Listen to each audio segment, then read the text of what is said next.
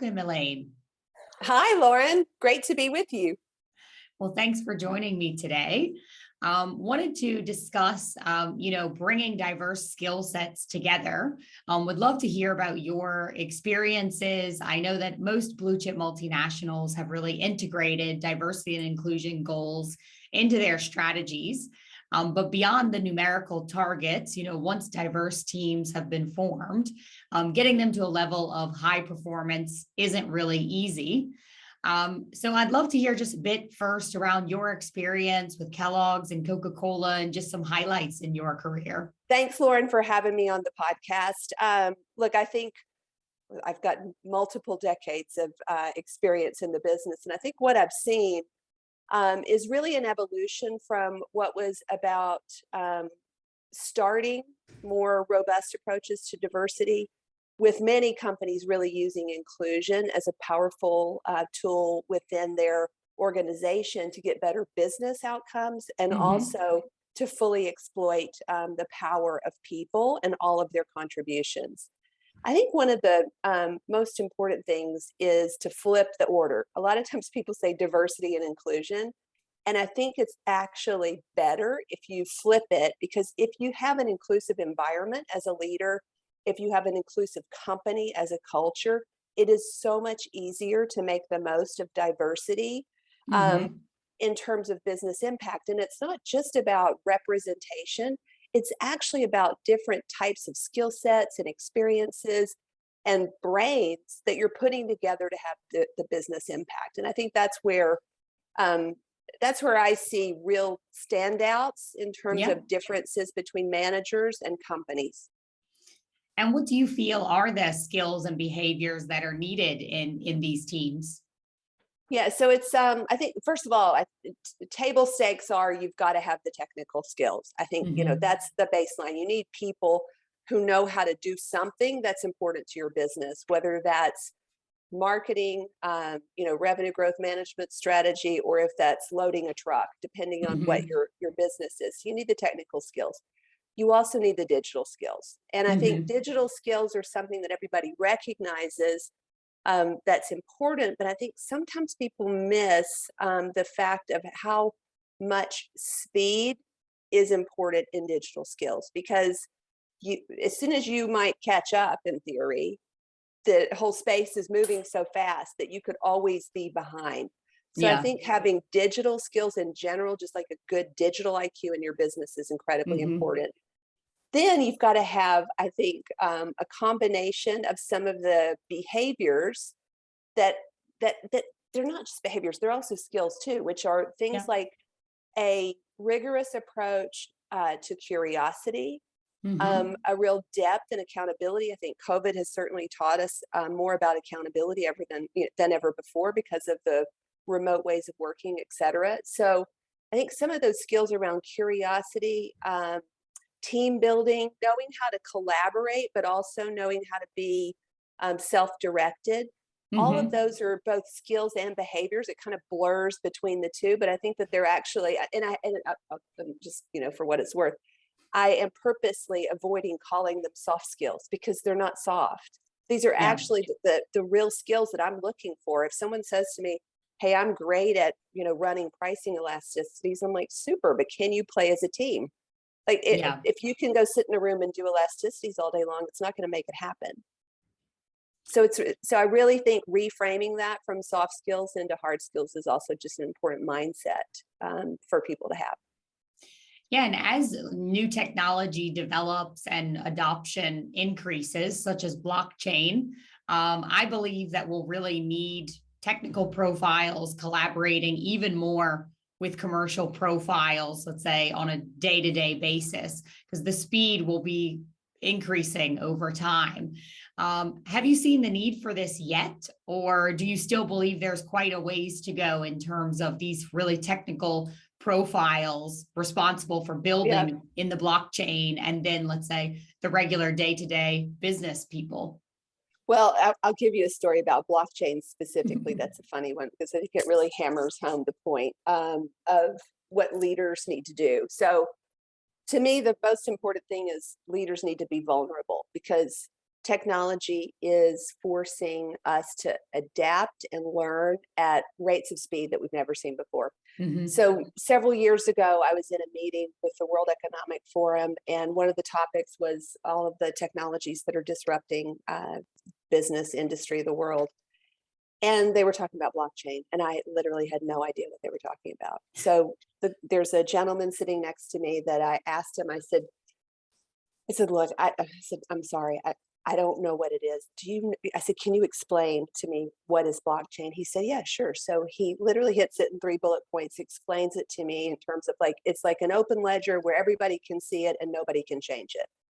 And I was like, this is so clear. I was like, thank you very much. And then someone told me that he was basically at that point in time, truly one of the academic, on the forefront, subject matter expert, knew everything. But I say that because you need to have vulnerability as the leader to ask the question. What was so Yeah. beautiful about his answer was the humility in which he gave it to me, right? Yeah. He just said, let me explain it to you.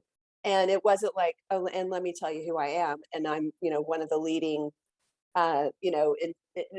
leading, people in academia on the topic. So Yeah. I think it's leadership through with both vulnerability and humility to where you're able to figure out what you need to do and how to learn about all the things that are happening that I think truly can unlock a ton of value in businesses.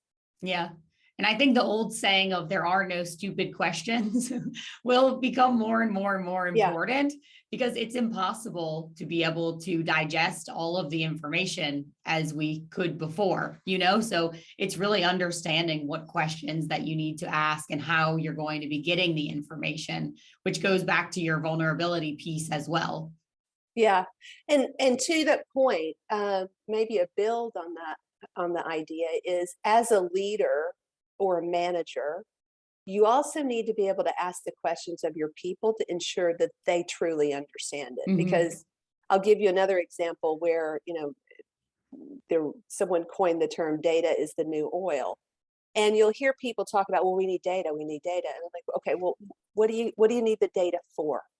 Because we're not going to just go out and get data to do Yeah. nothing with it. Like you actually need a thoughtful process of what you're going to do differently, why you need it specifically, what data you need to do Yeah. it, because otherwise it can really turn into kind of a massive grab for information that then you Yeah. can't do anything with. So I think sometimes you have to watch out for, to ensure that your teams understand what they're really talking about and help create the environment to where it's safe to learn. Mhm. And from your side, how can you create a positive tension with bias for action in diverse teams? So I think it all starts with the purpose. One of the things that I do within my team and within my hiring practices that is both, I think, it's been effective, but also just as a human experience, it's been quite fun, is Hmm. to look for people that wouldn't otherwise naturally work together. And naturally work together, meaning that they have very specific differences, Okay. but kind of having the eye for the combinations of those differences that can really bring something that would be otherwise impossible. And if you think kind of at like the human part of the challenge of diversity is that people tend to like to be around people that are like them. Yeah. It's safe, it's more comfortable. There's lots of real, like deep human reasons for that to occur. So I think as a leader, the more you can look for ways to curate combinations of, Hmm. I love metaphors. I think about it like cooking and recipes. I remember Yeah. having a fish dish once that had a slice of grapefruit on it. And I thought, that's an interesting combination. It was wonderful. I look for that in people of how can I put people together? But you have to recognize that you can't just put them together with a specific job to do together. You've Yeah. got to give them the purpose of why you're putting them together, to give them the patience that they're going to need to find their way to get to that to get past that initial level of what is likely to be high levels of being uncomfortable because they're Yeah. so different. But Yeah. if you give them the vision of what you see in terms of what's possible between those 2 or 3 people coming together who are different to work on something, and give them what you hope or what you think is possible. What I've seen many times are watching people really rise to that occasion to say, oh, you see something in me that I didn't see before that this is going to create. So I think in many cases, it will give you kind of the jump start and get you through some of that tension that starts at the beginning because people are different. Yeah. And from the cultural perspective, enabling new skills and capabilities to really integrate and thrive within legacy organizations, what do you think is the best way to go about doing that in terms of fostering that culture? I think legacy organizations, there was certainly more of a command and control approach Hmm. to management. I think, the best advice that I would give to people is kind of embrace the fact that companies are looking for more than that now, that they want people who are going to lead in a more kind of approach that brings people along with them versus just Hmm. tells them what to do. So I think creating an environment of empowerment is really important. I think creating an environment where people feel like you have their best interests at heart, the term of psychological safety is talked about a lot, but I think sometimes people don't fully understand what it means. I think it means creating the environment where people can thrive. That doesn't mean that Yeah. you don't have hard conversations. It doesn't mean that you don't have ambitious targets. It means that voices are heard. People feel like it's okay to be who they are in that environment. You can make the most of it. I think one of the biggest, game changers that many legacy companies have adopted, certainly ours has, is the use of data. So I think employees have never been heard as much as they are now, and some of that is the kind of what we've seen happening in social media coming into the Hmm. workplace. As an example, if we have a town hall with our CEO, we have a software called Yammer where people can send in their questions. They're not filtered. Where before it would be, okay, we need 6 questions. We want them from 8, 3 different regions of the world. We'll do these in this sequence, et cetera. So I think it's a more open environment. And through some of the feedback surveys that we do over time, we've actually got real data in terms of how we're doing with both building the culture that we aim to have, as well as how we're doing in very specific areas based upon manager, peer, and employee feedback, Okay. direct reports. Yeah. Yeah, well, definitely. I mean, I think leveraging that data, and also I think the anonymous piece that technology has been able to bring in has been very beneficial, even in some of the webinars that we do. Asking anonymous questions, you can really ask anything, where Yeah. it's not in the past where you had to get the microphone and speak in front of everyone. That you get a much more balanced response as well. Yeah. Yeah. I think anonymous kind of it can go both ways. I think the way Yeah. you described it is a wonderful approach. I think there's also times when you have to get people to put their names on things if you're Yeah. going through a more trying time where Hmm. people aren't asking questions and they're more likely to make statements and hide Yeah. behind anonymous. So just like social media, it's just like the social media that we see in our personal life of, you've got some people who are showing their birthday pictures and saying, congratulations on, whatever is positive that's happened in someone's life. And you've got some people who use it to really express their own frustration with the world. So Yeah. I think there's a time and place for anonymous. I think sometimes you've got to own your comments. Yeah.